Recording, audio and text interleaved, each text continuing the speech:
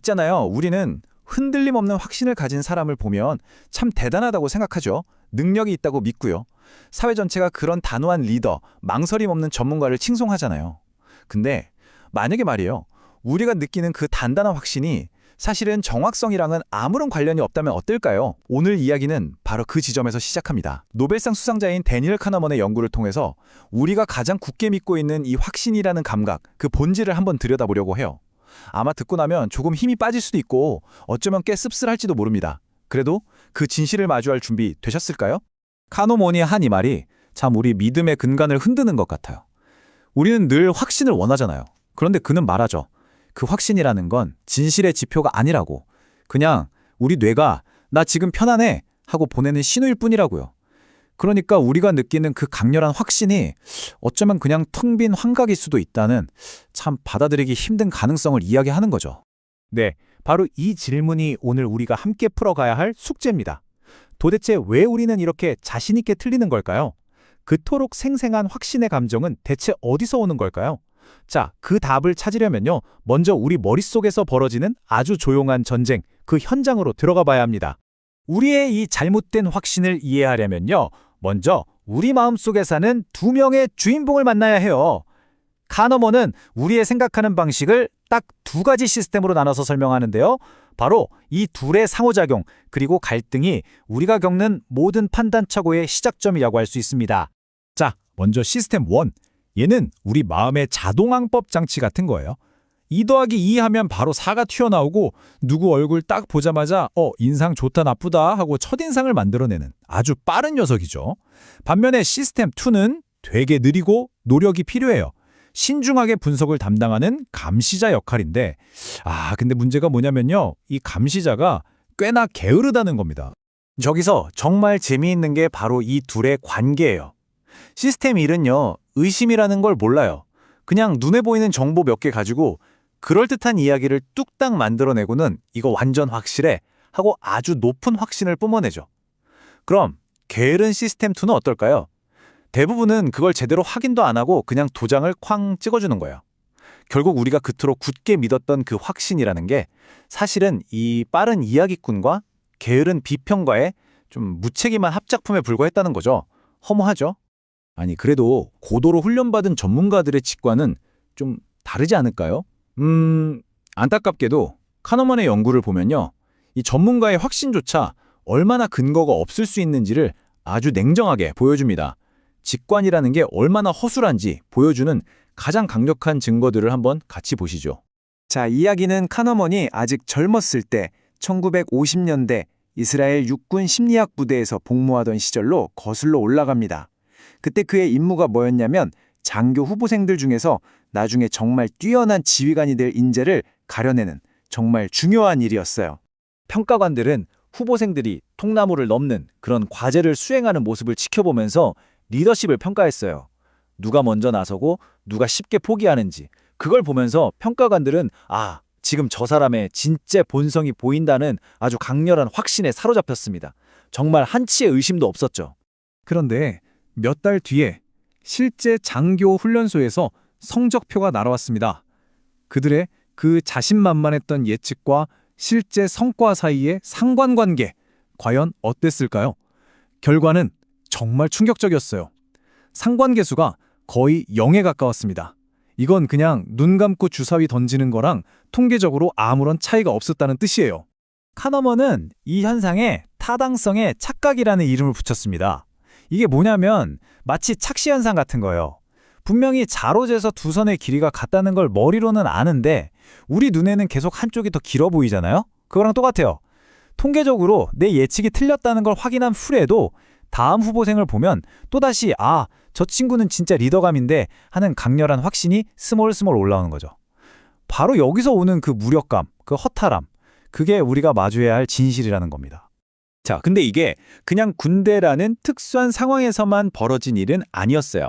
카너먼은 이 똑같은 질문을 들고 세계 금융의 심장부 월스트리트로 향합니다.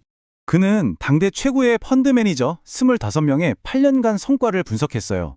만약 투자가 기술이라면 올해 성과가 좋았던 매니저는 내년에도 좋아야 하잖아요. 그쵸? 그런데 연도별 성과 사이의 평균 상관계수가 0.01이었습니다. 이건 통계적으로 그냥 0이에요. 완전한 무작위성. 그들의 성공은 실력이 아니라 그냥 운이었다는 거죠. 아니 도대체 어떻게 우리 뇌는 이렇게까지 빈약한 증거만 가지고 그토록 강력한 확신을 만들어내는 걸까요? 그 비밀은 우리 마음이 작동하는 아주 단순하면서도 그래서 더 무서운 원리 하나에 있습니다. 카너먼은 이걸 WYSIT, What you see is all there is, 즉 보이는 게 전부다 라는 원리로 설명해요. 우리 뇌는요, 정보의 양이나 질 같은 건 별로 신경 안 써요. 그냥 지금 당장 눈앞에 있는 정보 조각들로 가장 그럴듯한 이야기를 만드는 데만 온 힘을 쏟죠. 마치 혹시 내가 뭔가 중요한 걸 놓치고 있는 거 아냐? 라는 질문은 절대로 하지 않는 아주 성급한 이야기꾼처럼요. 자, 이 YSIAT라는 걸 우리가 직접 한번 경험해 볼까요? 제가 여러분께 민수라는 사람에 대한 정보 2가지를 드릴게요. 민수는 똑똑하고 끈기가 있다. 자, 그는 좋은 리더가 될까요?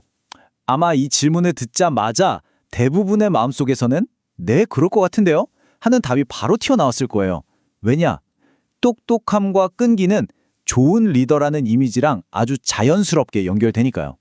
지금 여러분의 시스템 1이 아주 일관성 있는 이야기를 순식간에 만들어낸 겁니다. 하지만 우리가 몰랐던 정보가 있습니다. 그는 또한 잔인하고 부패한 사람이었습니다. 어떻습니까? 방금 전까지 우리가 느꼈던 그 확신은 사실 우리가 몰랐던 이 거대한 진실을 완전히 무시한 채 만들어진 너무나 초라하고 불완전한 이야기였을 뿐입니다. 이런 오류가 바깥 세상을 판단할 때만 일어나는 거면 차라리 나을지도 몰라요. 어쩌면 더 서글픈 사실은 우리가 우리 자신에 대해서조차, 심지어 내 삶의 가장 개인적인 경험인 행복에 대해서조차 스스로를 계속 속이고 있다는 점입니다. 커너먼은 우리 안에 2개의 자아가 살고 있다고 말해요.